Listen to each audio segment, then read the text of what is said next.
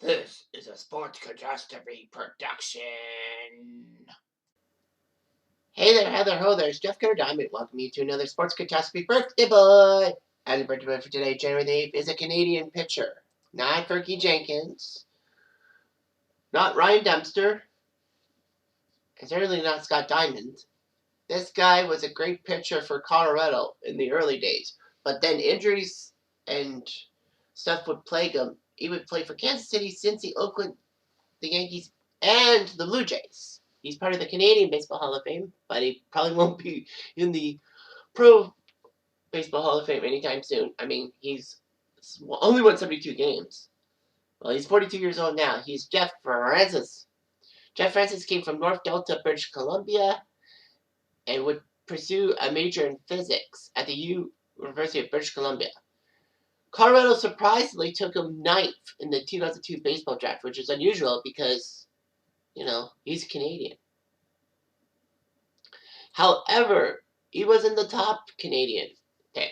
Well, the number one pick in 2002 was Brian Bullington, picked by Pittsburgh. Bust. B.J. Upton of Tampa. B.J. Upton was picked second by Tampa. He was pretty good, former Blue Jay. Chris Groller went third to Cincy. And that was just shocking. But Adam Lowen of Baltimore, Adam Lowen from Fraser Valley High School in British Columbia, went fourth to Baltimore. It was like amazing how there was a Canadian there, Adam Lowen, but Lowen did not do that well. Montreal would take Clint Everts fifth. Kansas City would take Zach Greinke sixth. Great move. Milwaukee would take Prince Fielder seventh, which is amazing. Why Prince Fielder didn't go higher. And Detroit took Scott Moore. Those were the only guys ahead of Jeff Francis. It was a decent draft. I mean, Khalil Green going to the Padres, Scott Kazmir going to the Mets, Nick Swisher going to the A's, Cole Hamels going to the Phillies, James Loney to the Dodgers, Matt Cain to the Giants, Jeff Francoeur to the Braves. Some very good stuff in 2002.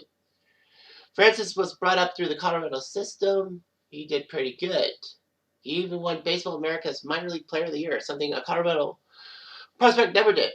Anyway, he did very well. He would make his rookie debut in 2004 with the Rockies, losing to the Braves.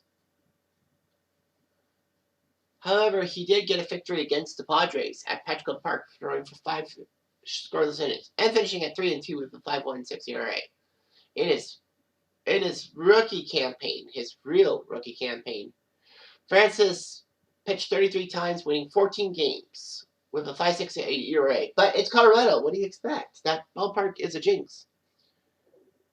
Francis, within his second full season, actually became the Rockies' leader in wins by a pitcher who was left-handed. Brian Bohannon held the record. Pathetic.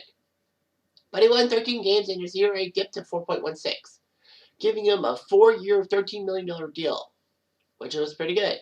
And it worked. 2007, he won 17 games with the Rockies and actually became the first Canadian starting pitcher to win a postseason game by taking down the Phillies. Francis became the second Canadian starting pitcher to pitch in the World Series, but struggled, giving up 6 runs and a 13-1 loss for the Rockies to the Red Sox. It was shocking to see the Rockies get to the World Series in the first place. Rocktober. That was the year. Oh, by the way, the other starting pitcher in Canadian history was Reggie Cleveland for the Red Sox in 1975. Anyway, unfortunately, though, Francis would struggle to replicate 2007 when he won 17 games. He was 4-10, although he did have shoulder soreness. In fact, he had to go through arthroscopic surgery on his left shoulder, missing the 2009 season and missing a chance to play for Canada at the World Baseball Classic. In 2010, he was hurt.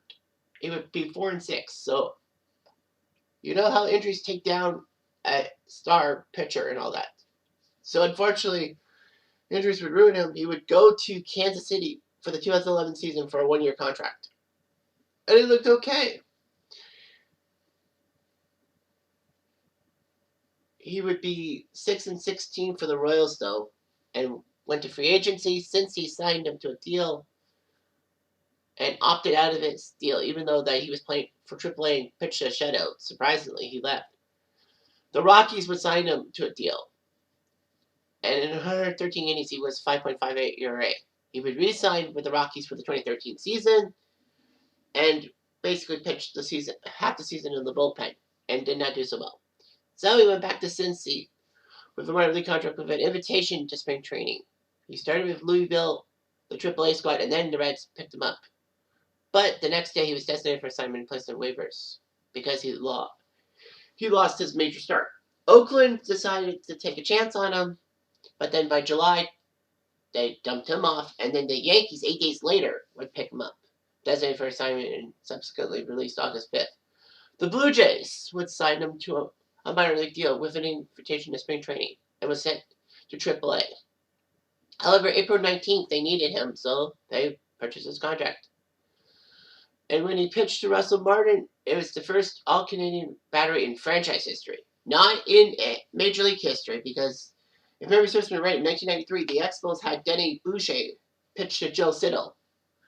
Francis would be designated for assignment May 18th, but no one claimed him, so he went to AAA and then called up for the Blue Jays for the stretch drive in September 2015. 14 relief appearances, by a 6.4 ERA. Sunk him, and he did not pitch in the postseason. So he retired. He was 72 and 82 in his major league career, 4.97 ERA, and 869 strikeouts. He was a good fielding pitcher. He only made one error in his career. He was inducted to the Canadian Baseball Hall of Fame just this year, 2022. He and his wife have 2 children, so good job.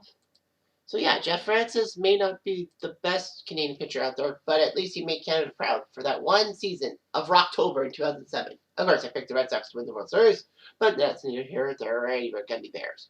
Anyway, I'm Jan8, and I do